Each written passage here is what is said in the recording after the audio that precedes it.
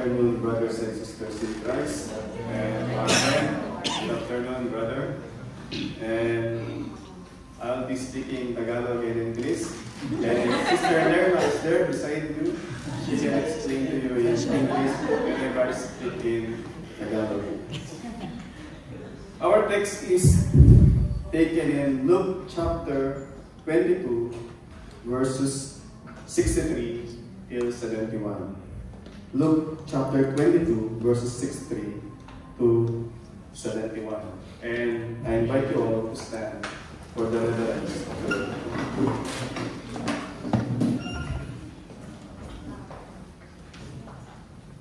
Verse 63.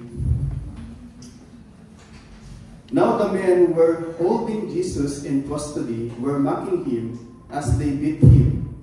They also blindfolded him and kept asking him, "Prophesy, who is that struck you?" And they said many other things against him, blaspheming him. When they came, the assembly of the elders of the people gathered together, both chief priests and scribes. And they led him away to their council, and they said, "If you are the Christ, tell us." But he said to them, "If I tell you, you will not believe, and if I ask you, you will not answer." Verse 69, "But from now on, the Son of Man shall be seated at the right hand of the power of God." So they all said, "Are you the Son of God then?" And he said to them, "You say that I am." Then they said, "What further testimony do we need? We have heard it ourselves from his own lips." This is the word of the living God. Amen. Let us come to the Lord once again in prayer. Our holy God, once again, as we come to your holy word, we beseech your Holy Spirit to grant us understanding, soften our hearts, that we may receive the truth of your word for our good and for your glory. Father, we pray also that you will save the people that by your divine providence have brought them here, God, to hear your word preached. For your name's sake, we pray in Christ's name our Lord. Amen. You may please be seated.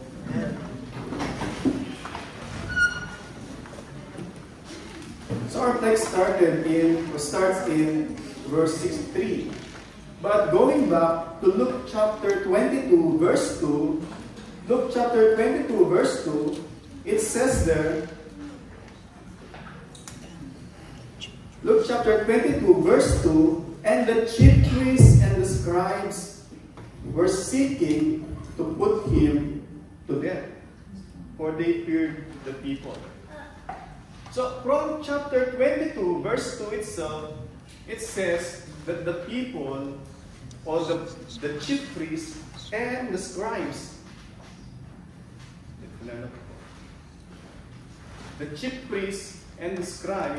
they are looking for an opportunity to put him to death. Before any trial was made, they have already given the verdict that Jesus must die. Contrary, in our courtroom, you have to prove that the person is guilty, then you will give your verdict or your judgment.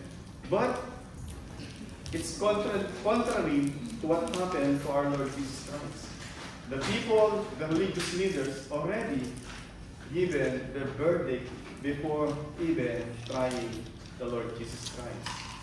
Our text this afternoon, we shall see, number one, in verse 63 to 65, we can see here that the attitude of the world towards Jesus' claims. The attitude of the world towards Jesus' claims. And then on verse 66 to verse 68, verse 66 to verse 68, we shall see the first claim of the Lord Jesus Christ. And what's that claim? That Jesus is the Christ.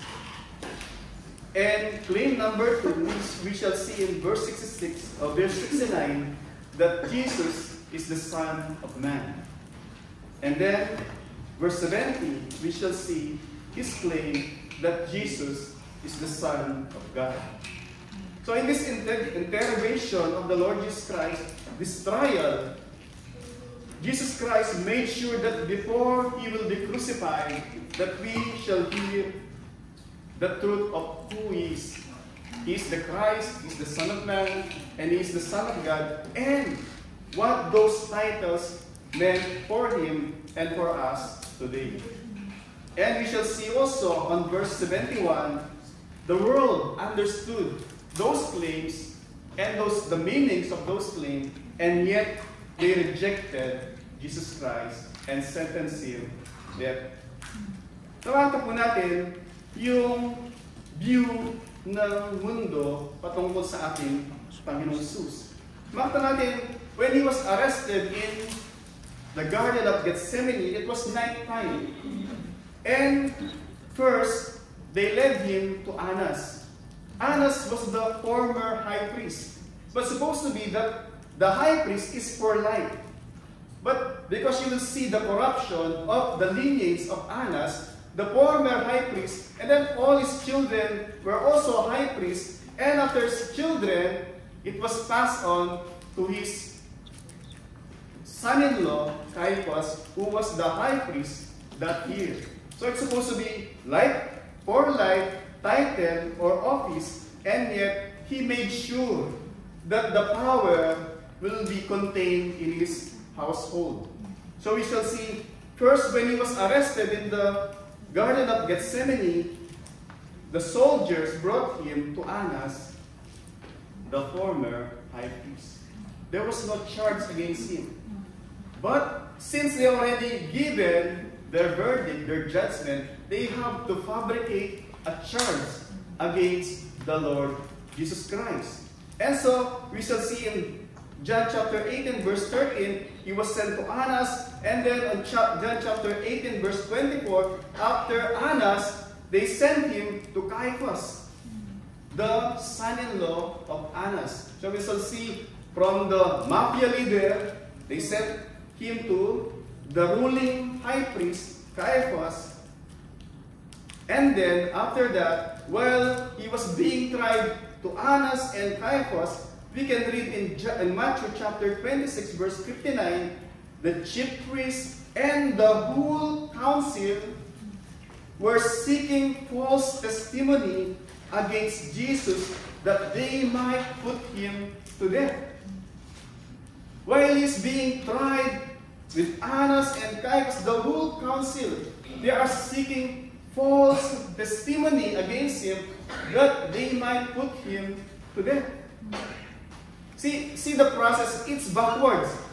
The judgment's already given, rendered, and now they have to find false witnesses, false testimony in order to make the charge of death possible to the Lord Jesus Christ. Makita po natin dito yung baligtad na trial when it comes sa ating Panginoong Jesus. And we shall see, it's all like a circus. In Deuteronomy chapter 18, when God led His people through the leadership of Moses in the promised land, God gave them a detailed procedures in order to maintain the truth and in order to maintain justice. That a witness, if anyone accuse someone, there must be at least 2 witnesses to confirm the validity of the accusation. And in order to keep the justice also, they must not accuse anyone in the night time, only in the daytime. But we saw last time that the Lord Jesus Christ was arrested perhaps 1 a.m. It was night time. And then all these trials, this Annas, Caiaphas, it was happened between 1 o'clock to 5 a.m. in the dark. And supposedly, as laid out in Deuteronomy chapter 19, there must be 2 witnesses against the accused, the person being accused, and the accused must also has a defense witness or at least a lawyer. But in case sa ating Panginoong Jesus, He was all alone. So, the procedure was completely ignored. So, makita po natin dito yung injustice na ginawa when it comes dun sa trial ng Panginoong Jesus. Number one, they don't have any accusation against Him. They don't have any case. But they want Him dead. And all those procedures, as I mentioned, they all did those procedures illegally because they were done in the night time. So we can see, number one, the attitude of the world towards Jesus plainly. Verse 63, now the men who were holding Jesus in custody were mocking Him as they beat Him. They are not only beating Him, but as they beat Him, they mock Him. As they strike Him, spit Him, slap Him in the face, they are telling Him, prophesy! Who hit you? Who beat you? That's how the world treated the Lord Jesus Christ, mocking Him as they beat Him. And verse 64, they also blindfolded Him and kept asking Him, prophesy, who is that struck you? This is not only police brutality or brutality of the people that's supposed to be protecting the innocent and making sure that those guilty are punished. But what they are doing, what they have done to the Lord Jesus Christ is completely merciless and without any justice. You will see in Matthew chapter 26, verse 6, 7, it mentioned that the people spit in his face, they struck him, they slapped him, and he received blows. Before he was proven guilty, which he was not, he already received all this mockery and all this physical and mental torture against the Lord Jesus Christ.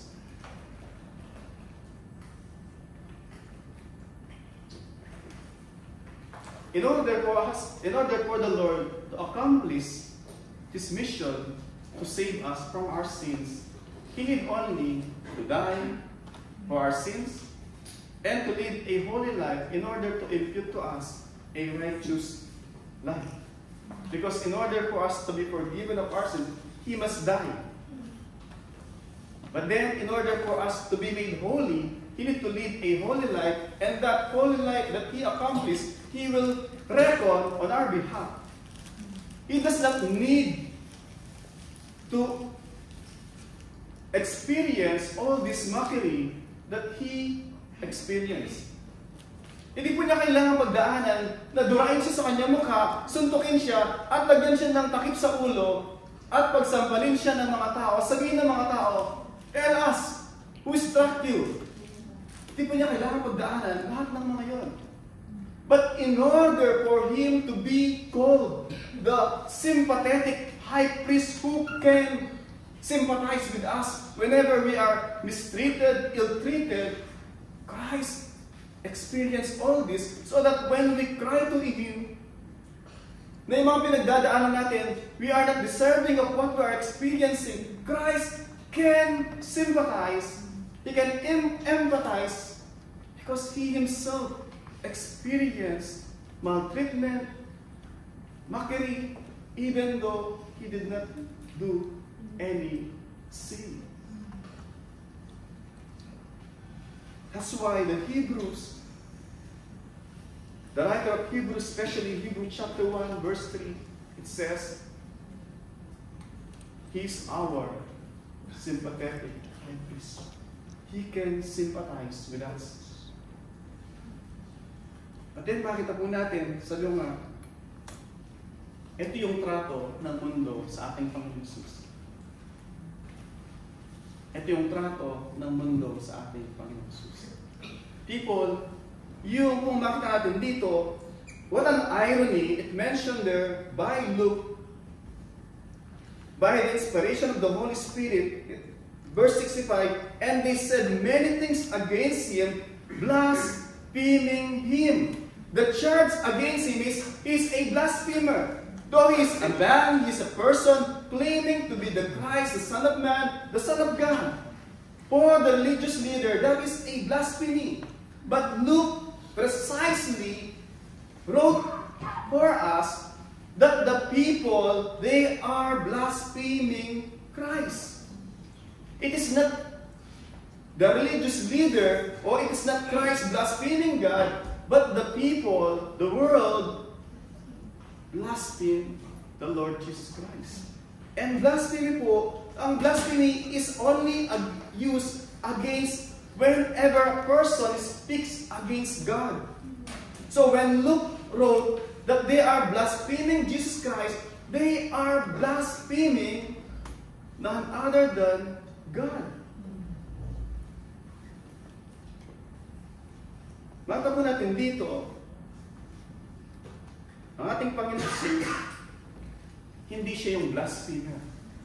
But sino mang tao that is contrary, those people who disagree with the claims of Christ, they are in fact yung mga blasphemer.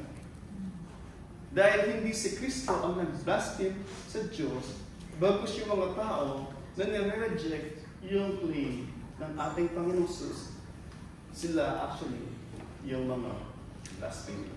But very sad, ang Panginoong Jesus napunta rito at ito yung kanyang ginawas.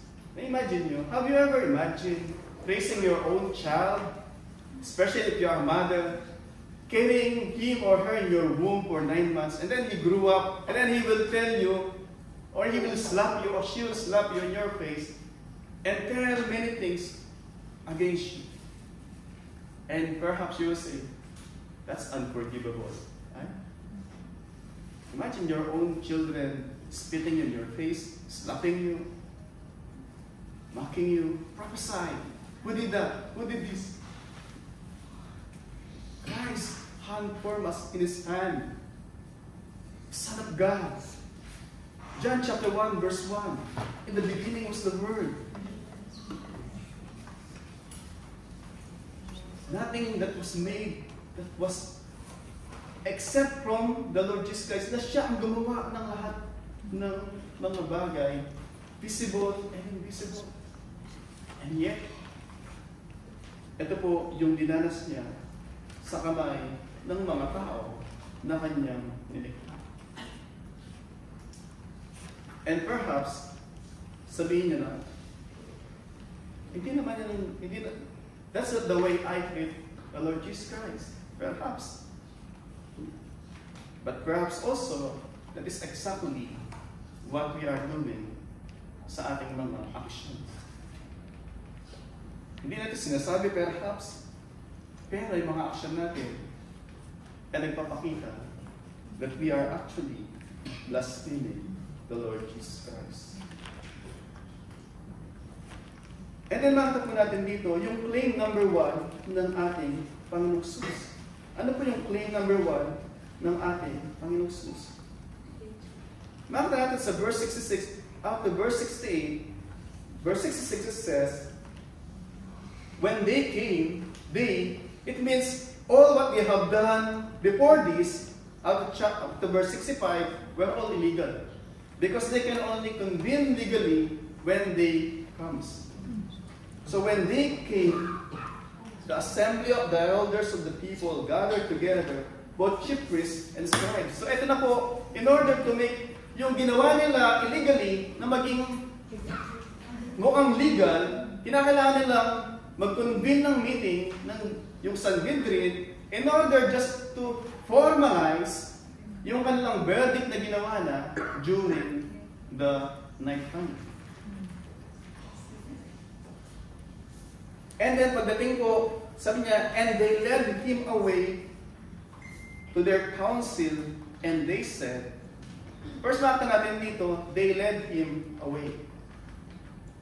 If you have read of you was listening earlier, the scripture reading in Isaiah chapter 53 mentioned, he was led like a sheep to the slaughter. There was no resistance from his part. Like a sheep, he went to the slaughterhouse in order to die for the people willingly. The people said, and they said, verse 6-7, if you are the Christ, tell us. Accusation number 1, you are blaming Christ, tell us. So the accusation number 1 is, it's not a crime. The accusation is that Jesus claimed to be the Christ. But he said to them, if I tell you, you will not believe. And if I ask you, you will not answer. Number 1, there are people, they are saying that Christ never claimed to be the Christ.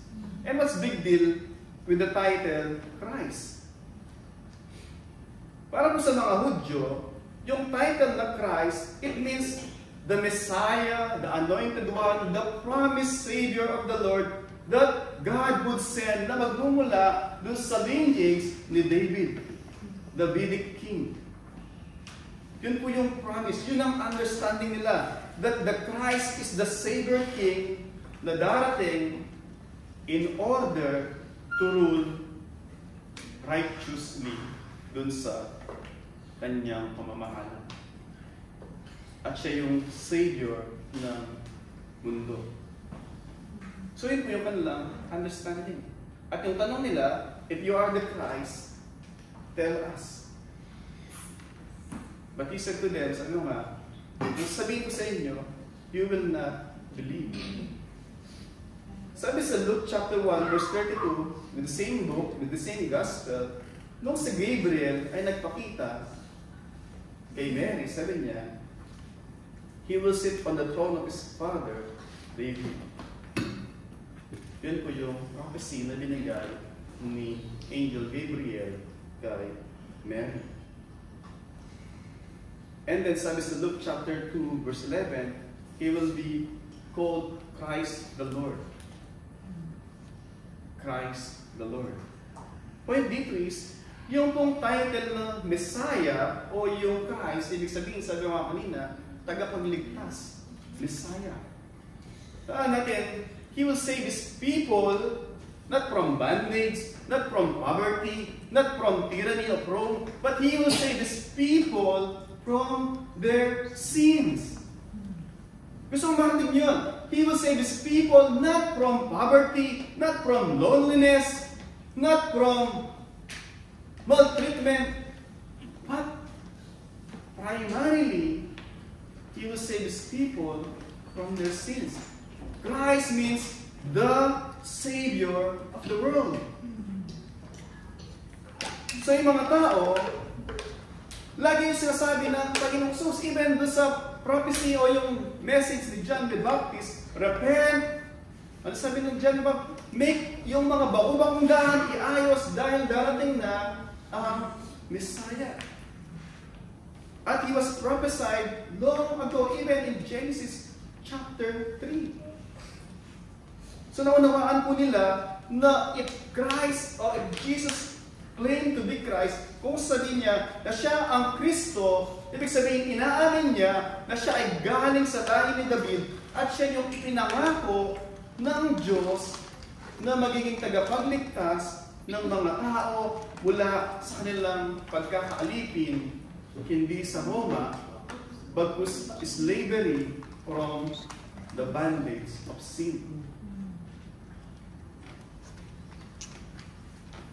Sabi ng Panginoon Jesus, what an irony, sabi niya, kung sabihin ko sa inyo, hindi kayo maniniwala. You have heard enough.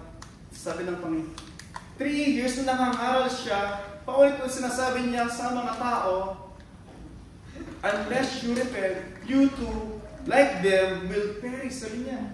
You brood of vipers, sabi ni John the Baptist, sabi naman ng Panginoon sa kanila, you mga Pharisees, hypocrites, meron kayong form ng religion, but your heart is far away from God. Yung mga tao, hindi sila naniniwala, hindi dahil sa walang ebidensya, hindi dahil sa hindi nila narinig. Pagkusyo ka ng mga puso, resistive, ayaw nilang bitawan. Ano ba yung ayaw bitawan? Ng mga high priest ng mga Pariseo. They are in power. At sa power na meron sila, ay nananagana yung kanilang finances, kanang economy. Bakit? Pag yung mga tao pupunta ng templo, kinakailangan nila mag-sacrifice, mag-offer ng animal sacrifice. And in offering animal sacrifice, the priest, the high priest, they have the final say whether this offering is acceptable or not. And since the people, they are bringing animals there and will be rejected by the priest, better to buy in the courtyard dun sa temple precinct. Rather than bringing animals and then will be rejected, so they will buy there, they will purchase there. But buying from the temple is so expensive because the price is doble po. So because of that, they are making a lot of profit. And also going to the temple, whenever they are giving yung mga offering nila, voluntary offering, they will give them in a money na walang mga image si Caesar. Merong specific na pera doon sa temple. So they have to exchange yung kanilang money para sa equivalent doon sa money na ginagamit sa temple. And then yung exchange rate, again, is enormously na napakataas. So they are making profit doon sa temple. So ayaw nila yung kanilang economy, yung kanilang kabuhayan, yung kanilang mga tinatamasa, igiba, kahit na narinig nila that Jesus is the Christ, yung promise na magle-liberate sa kanila from the bondage and slavery of sin. They rejected Him not because wala silang information. They have a lot. Then, ayaw ko nilang mag-surrender. Ayaw lang i-give up yung kanilang chine-cherish na fruit ng kanilang pag-exploit sa mga tao at even yung kanilang mga kasalanan. And then sabi niya, verse 68, and if I ask you, you will not answer.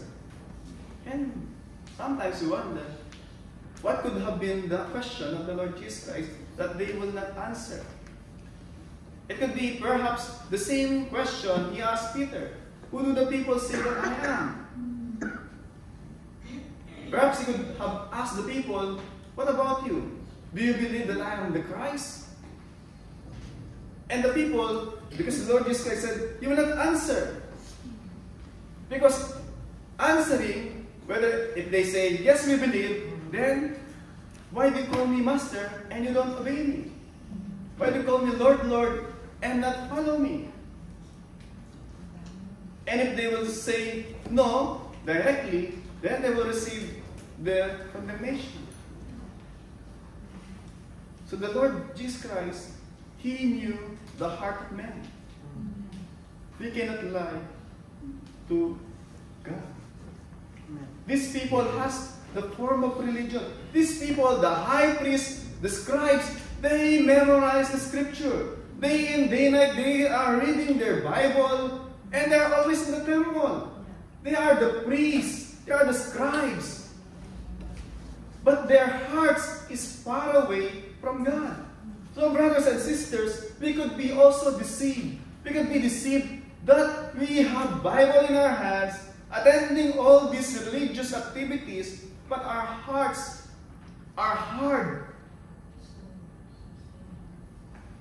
And do not believe, do not receive the Lord Jesus Christ for who He is.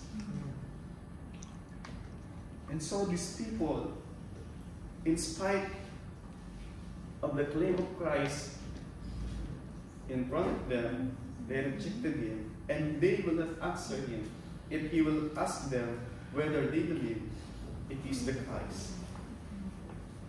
So we can see the claim of Jesus. Claim number one, that Jesus is the Christ. Christ means the anointed one, the Messiah, the promised Savior of our sins.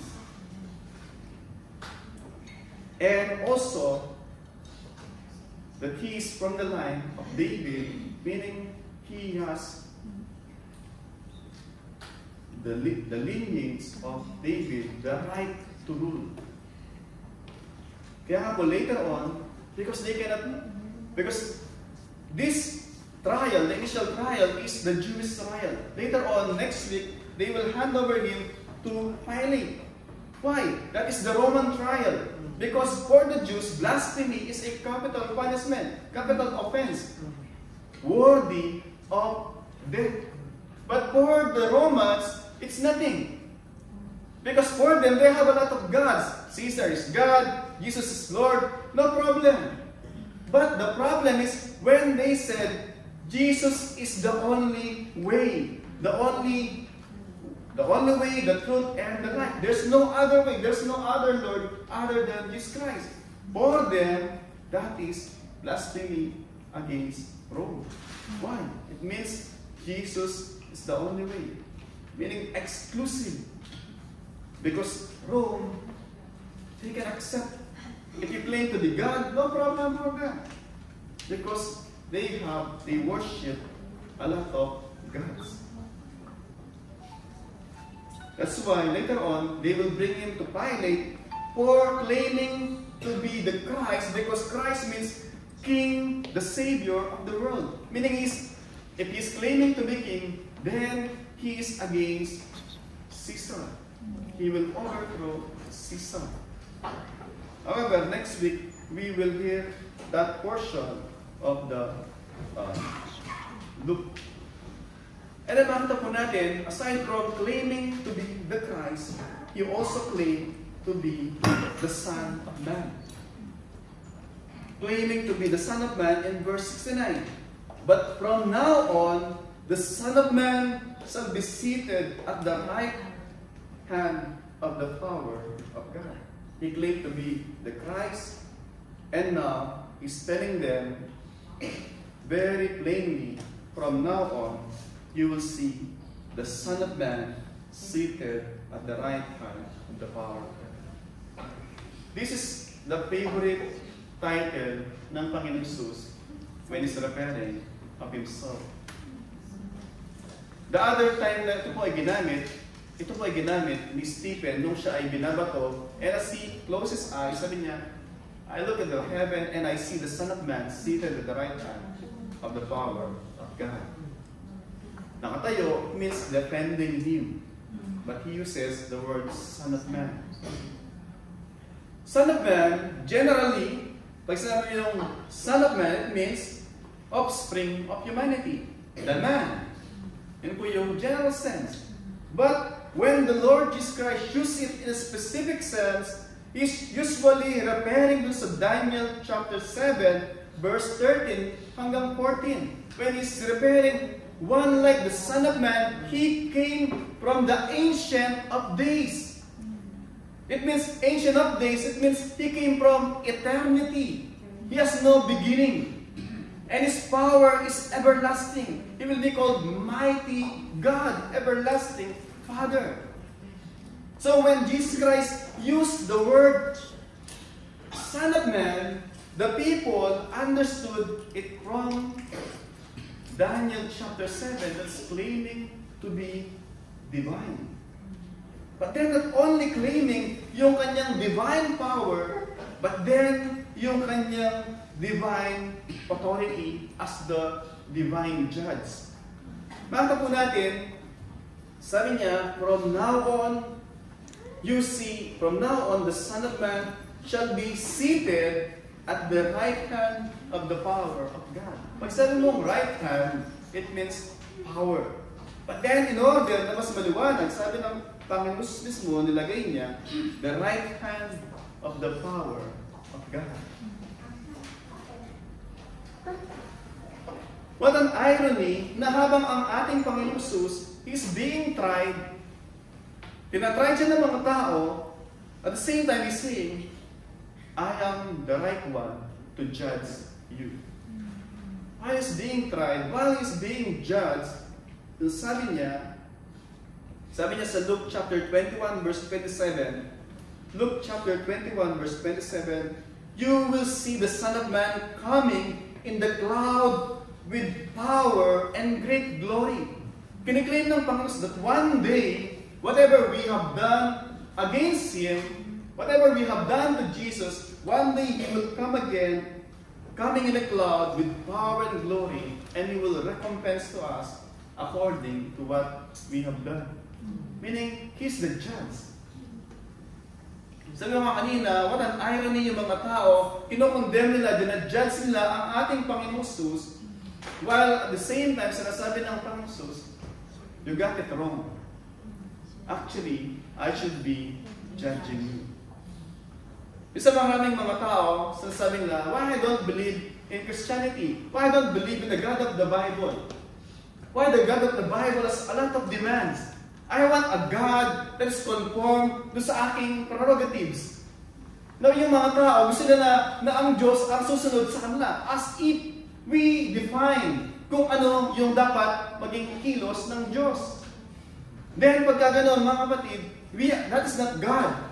We are acting na tayo ang Diyos. What we are looking then is yung creation, created and made dun sa ating imagination, ayon sa ating wangis, ay sa ating nais. But that's not the God of the Bible. The God of the Bible said that Jesus Christ is not only claiming to be the Savior of the world, He will save us from our sin, but He has the right, the power to judge.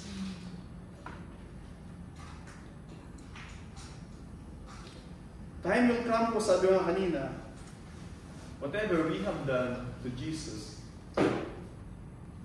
if we misjudge Him, He will judge us right. And maraming mga tao, they misjudge Jesus Christ. Just like yung mga tao dito. They did not only mock Him, they did not only ridicule Him, but they misjudge po yung ating Panginoon Jesus. Narinig nila yung mensahe mula sa Kanya. Narinig nila yung testimonya ng mga propeta. Narinig nila yung kasulatan na nagsasabi kung sino si Kristo. Wala po silang mga excuse at the end na wala silang walang nagsasabi sa Kanya.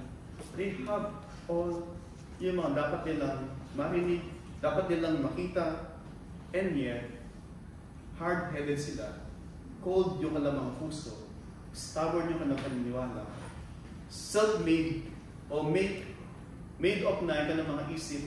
Sabi nga kanina, sa Luke chapter 22, verse 2 pa lang, decided na sila anong gagawin nila kay Kristo. What's the point ng trial?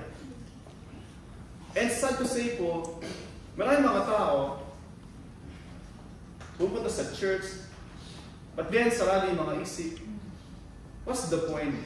Napupunta ka ng church, kung made up na yung isip mo, you not allow yung Holy Spirit na kilusin ating mga puso, shape and fashion us, not according to this world. Yung world po, gusto ng world na i-confirm tayo ayon sa image nila. Gusto niyang lagi kang dala sa sulok para umayon ka sa takbo ng mundo. Pero yung Panginoong Jesus, hindi po siya ganoon. Gusto niya na yulma tayo doon sa kanyang bangis. Kaya nga po, sabi ko lagi, this world, yung standard ng mundo, because everybody's doing it, so it must be right. Right? If everybody do it, then it must be right. That is the standard of the world. My friend, that's not the standard of God.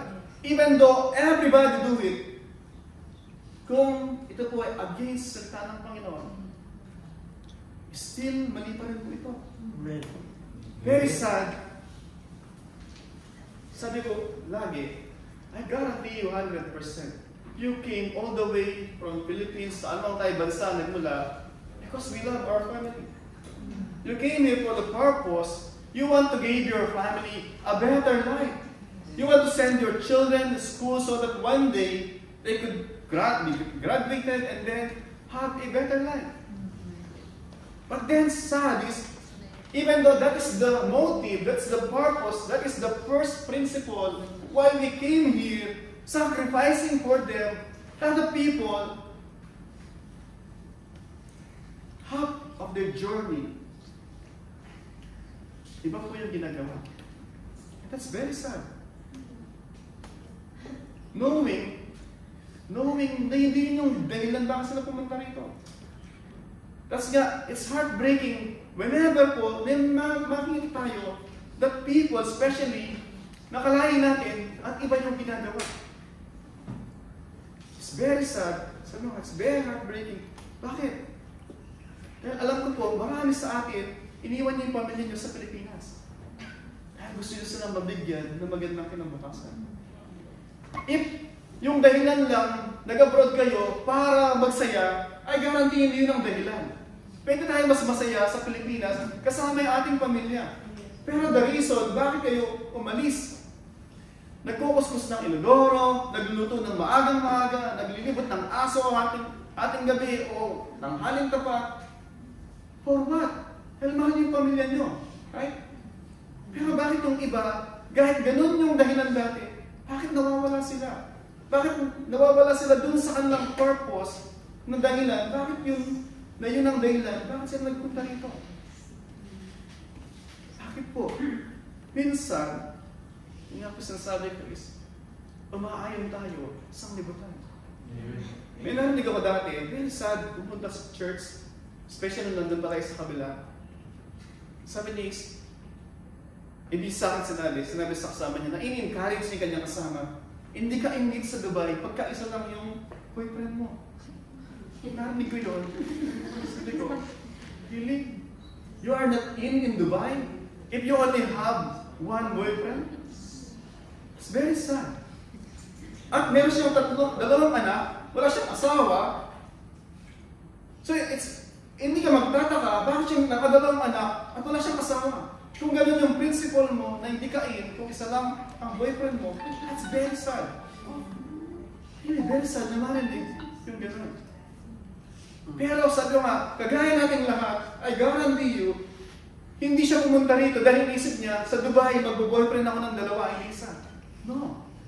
Pumunta siya dito with the purpose para mapag-aral niya yung kanyang mga kapatid, yung kanyang anak, yung dahilan niya. But why? Nag-end siya doon sa gano'n. Because kagaya niya na may encourage siya ngayon, one time, she too was encouraged by her peers, yung mga kasama niya, na hindi ka pagkaisa lang. Kaya nga po sabi ko, very sad, sometimes, parang nakadamit. Diba? Suot mo ngayon, balik bukas. And that is really, hindi lang mansan na nakakatawa, pero actually, it's very sad. Ang ating Panginoong Jesus, lagi siya nagbibigay ng warning about hell because He understood yung severity ng hell. Pero yung mga tao, it seems parang walang takot sa hell. Pero mga kapatid, deny man natin yung katotohanan, one day, harap tayo sa ating Panginoong Jesus because He is the right judge. Whatever you do sa ating Panginoong Jesus, making Him, ridiculing Him, doon sa kanyang sinasabi, unless you repent, you too will likewise perish. Ano man yung tugunin ko natin doon?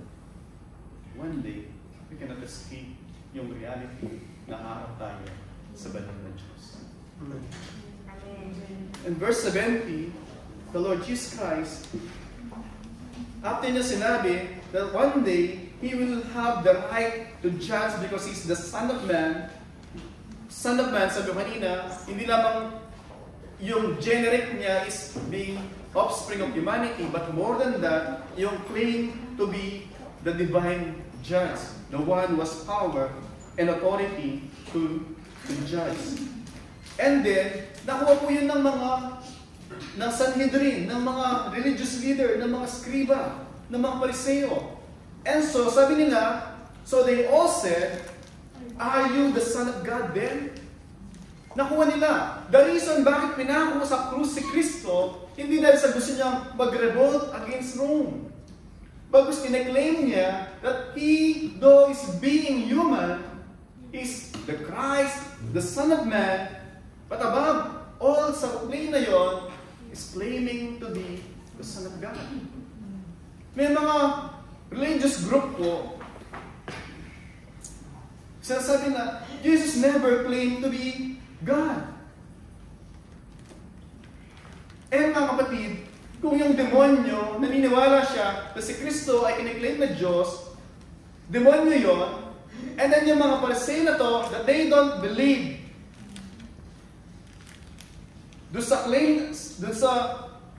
they don't believe na si Jesus Christ, siya yung Son of God. However, ipinapako siya because naniwala sila na kiniklaim ni Jesus na siya ay Son of God. Let me be clear po. They never believe that Jesus is the Son of God. They never believe that Jesus is the Son of God. But they believe His claim, that He's claiming to be the Son of God. And so, they crucified Him. I hope nag-get niyo po yung gusto kong sabihin. They don't believe that He's the Son of God. But they believe that He's claiming to be the Son of God. Because a lot of religious leaders, they are saying, Jesus never claimed to be the Son of God. Yung mga religious leader, they understood that clearly that Jesus claims to be the Son of God. Kaya nga po sabi dito is, so they all said, "Are you the Son of God then?" Because He's claiming to be the Messiah, the Christ, the Son of Man, seated on the right hand of God, having the power to judge. Naalala ko, nung si Pedro, tinanong siya ng Panginoong Jesus sa Matthew chapter 16, verse 16. Sabi niya, "Who do the people say that I am?" Sabi nila, they said, "You're Elijah, one of the prophet. What about you, Peter? Who do you say that I am?" Ano po yung sabi ni Pedro? "You are the Christ, the Son of the living God." Hindi lamang siya yung Christ, the Savior of the world, but He is the Son of the living God. Son of the living God. At pag sinabi po pong Son of the living God is claiming to be divine. It's claiming to have the same essence, the same prerogative, the same power na meron ang Diyos. Kaya po, para sa mga Pariseo, para sa mga religious leader, that is the greatest form of blasphemy. Because though He is merely man, kiniklaim niya na siya ay Diyos. Kaya po siya pinapako doon sa krus. Naalala ko nung ang Panginoong Jesus, kasama niya yung mga alagad, nandun sila sa boat. And then, binabayo ng malakas na hangin, waves, yung boat, and then almost about to be na hindi na mag-sink, bagkus to be broken. And then, ginising ang Thomas because he was sleeping. And then sabi nila, "Lord, Lord, do you not care that we are about to perish?" Habang sila ay alalang-alala sa kanilang mga buhay, ang Panginoon Jesus, He was calmly sleeping dun sa deck ng boat. "You don't care, Lord, na kami ay mamamatay?" And then, tumayo ang Panginoon Jesus, tinas niya kanyang kamay, habang malakas yung hangin, malakas yung alon sa dagat. "Peace, be still." All of a sudden, humupa yung malakas na hangin, humupa yung malakas na alon. Scientifically, pag uminto yung malakas na hangin, it will take some time bago uminto yung malakas na alon. Kasi, it will take some time bago uminto. Pero sa Panginoong Jesus, on the same instance, uminto yung malakas na hangin, uminto yung malakas na alon. kanina, bago pumupa yung malakas na hangin, malakas na alon, they were so terrified sa kanilang mga buhay. But then, nung huminto na, nakita nila kung sino yung nagpahinto, sabi doon, they became more terrified. And they worship Him. Bakit sila natakot? Takot sila dahil sila ay makasalanan. At isa dun sa nakasakay sa kanilang bangka ay none other than the Holy God. And that is more terrifying. More terrifying na tayo na makasalanan na sa presensya natin ang banal na Diyos. Many of you are not scared. Right? That's why you can sing, praise God, praise the Lord, hallelujah. Then, sometimes, we are not scared na kung ang banal na Diyos ay nasa tabi natin, nandito siya, and yet nakikita niya with a raging eye, yung mata niya, nakitang-kita, penetrating yung ating mga puso. And yet, you are not terrified. Ako po'y natatakot para sa inyo. Because it means, you have a heart na parang adobe. Mga kapatid, yung mga alagad na nakita nila ang kapangyarihan ng Diyos at ang Diyos ay nasa tabi nila, sila po, yung resulta, all the more, ang takot sila. Bakit? Dahil alam nila kung sino sila. Unang nakakalaga doon, alam nila kung sino sila. Na sila ay unworthy doon sa presensya ng banal na Diyos. Dalawa po maganda bakit natin doon. Kilala nila ang Diyos sa nila. At kilala nila na ang Diyos ay banal. What about po sa atin? Yung pong teksto na to ay sinulat at Panginoong Jesus, siya yung tinatry. Pero pinakita na sa kanyang trial, nakita natin na si Kristo, na si Jesus, siya ang Kristo, tagapagligtas. Pero hindi lamang siya tagapagligtas. Siya din yung Son of God. Siya yung Judge, Divine Judge. Pero, hindi lamang siya yung tagapagligtas, Divine Judge, siya din ay ang anak ng Diyos. Ibig sabihin, He is divine. He is deity. Siya ay Diyos. At then, knowing lahat ng mga yun,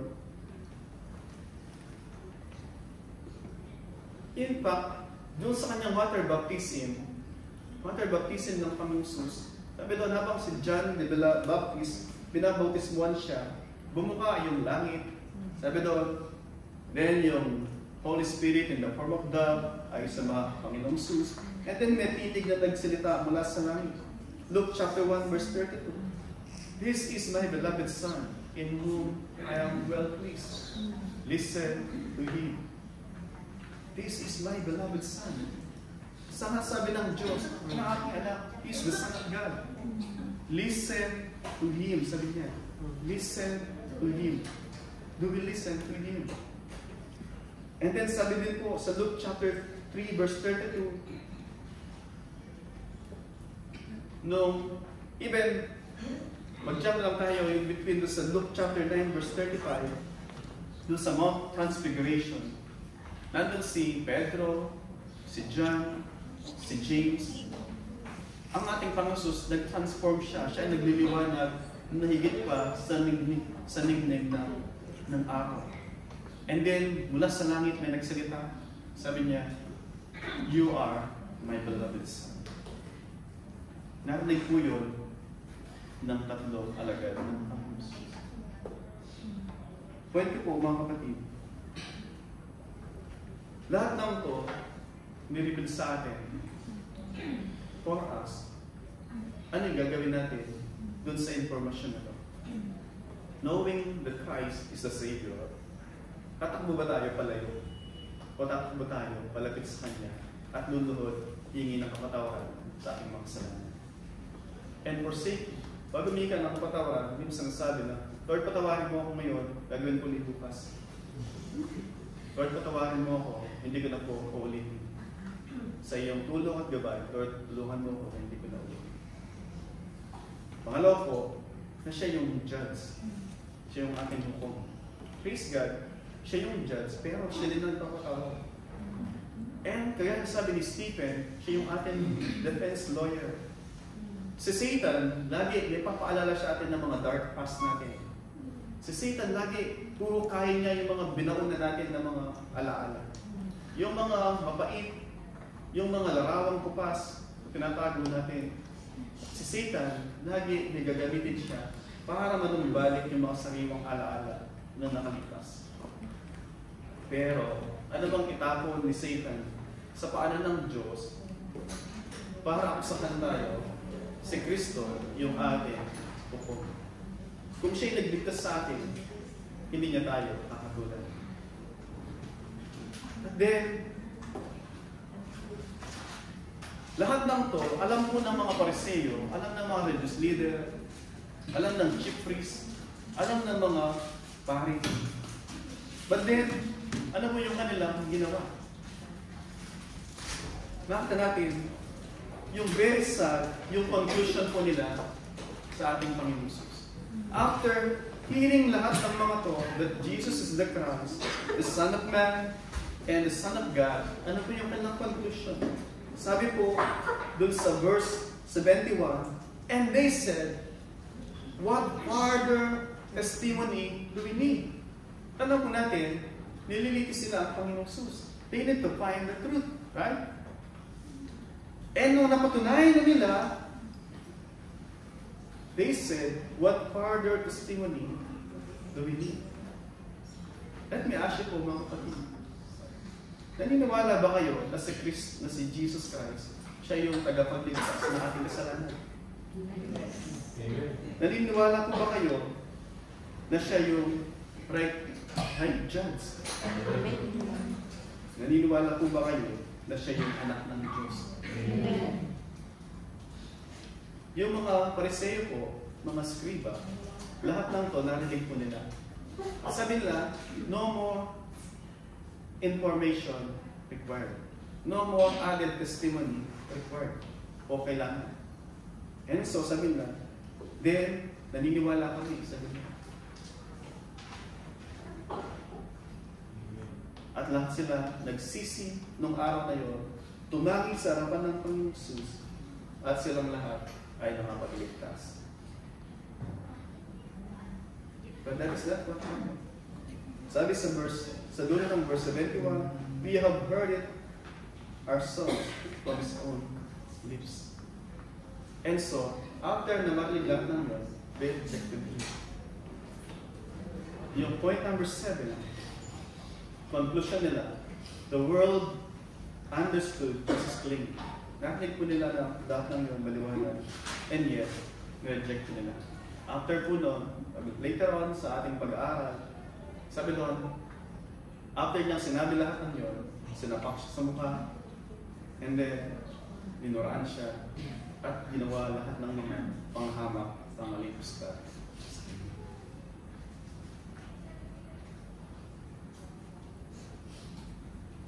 Yung testimonya po ng ating Panginoon Jesus sa text nito ay binigay para magpasya po tayo.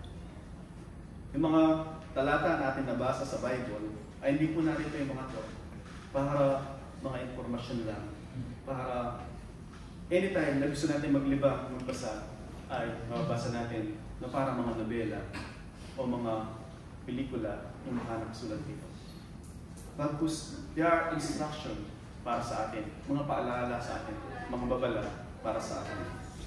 Dahil alam ng bagong Espiritu, because the Holy Spirit Himself is judge, at siya yung nagkukonvict sa atin, na itanalaan lahat ng ito para pakinggan natin, para unawain natin, at para pamulong po tayo ng naayon doon sa nais ng Panginoon.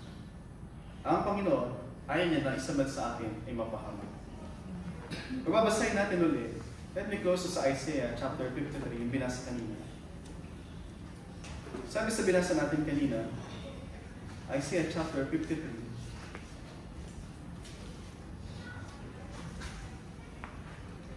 verse 3, sabi niya, He was despised and rejected by men. Rejection ang tao. Man of sorrows and acquainted with grief. Verse 6, he was like sheep that have gone astray. Oh, sabi niya, tayo, we have like sheep that have gone astray. We have turned each everyone to his own way. And the Lord has laid on him the iniquity of us all. Tayo, mga rebelde sa Diyos. Ginagawa natin kung ano yung gusto natin. And yet, because of God's grace, yung mga pagsaway natin,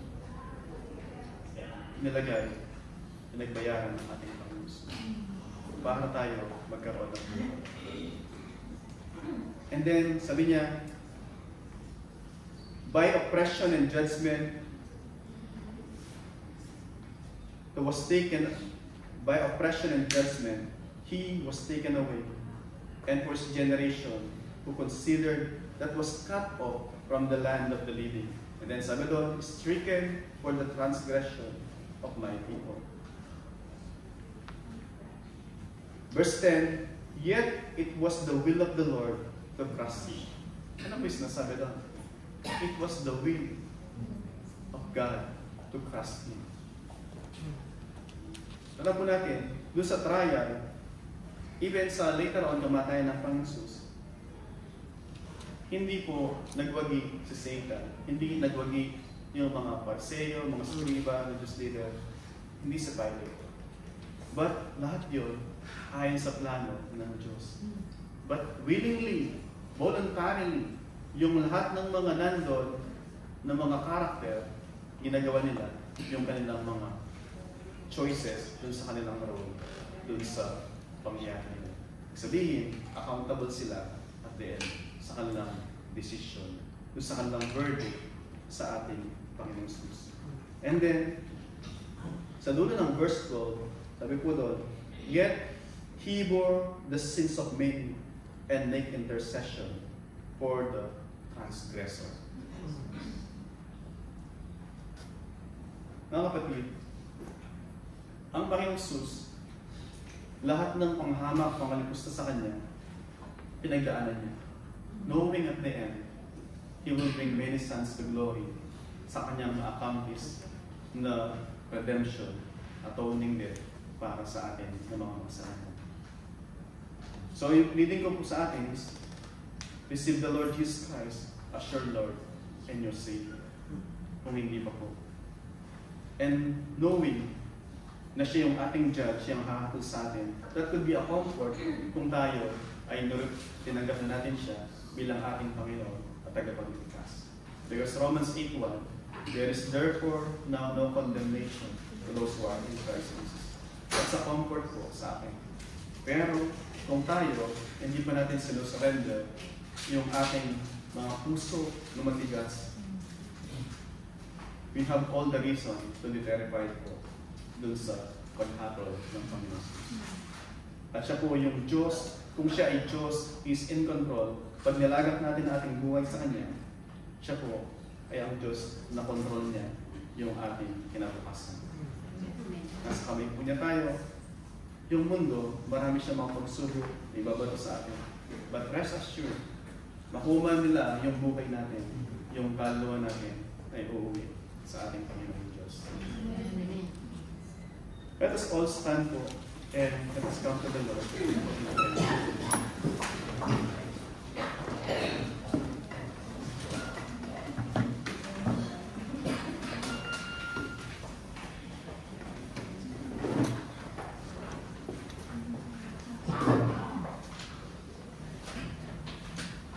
Let us bow our head po at tayo ay manalangin. Ama naming Diyos, tunay nga po, Panginoon, that you are our merciful, sympathetic high priest, Panginoon. Lord, bagamat kayo ay Diyos, hindi man namin madalumat lahat ng kahulugan ng pagiging Diyos dahil kami ay mga finite na mga nilikha mo lamang, Panginoon. Lord, being God, and yet dinanas niyo lahat ng paghahamak, pag-aalikusta ng tao na iyong ginawa para ma-enjoy yung biyaya, mga pagpapala na ibinubuhos mo sa Kanya araw-araw. Mula sa paggising, pagdilat ng mata, hanggang sa gabi na siya ay mahihiga sa kanyang higaan para magpahinga. And yet sa lahat ng mga pagpapala na iyong pinagkaloob, Panginoon, ang taong iyong ginawa, Lord, hinamak ka, niligusta ka, dinuraan ka sa mukha, sinuntok ka, inampas ka. Lahat ng pangutya, Panginoon, Lord, dinanas niyo po. Lord, patawad, Panginoon, dahil kung lahat ng yun, Panginoon, ay nangyari sa inyo dahil sa aming kasalanan. Panginoon, tulungan mo po kami na mula ngayon, Panginoon, we will not ridicule you sa aming mga pananalita, sa aming mga gawa, Panginoon.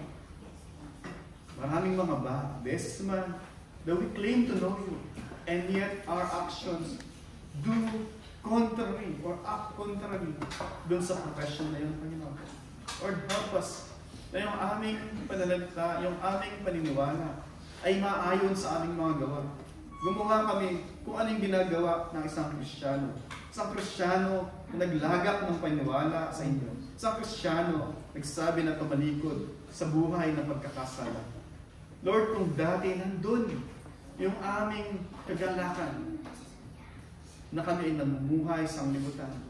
Panginoon, nung kami ay tinanggal mo sa libutan, binigyan mo kami ng bagong kahulugan doon sa ibig sabihin ng kaligayahan. Lord, tulungan mo kami, Panginoon.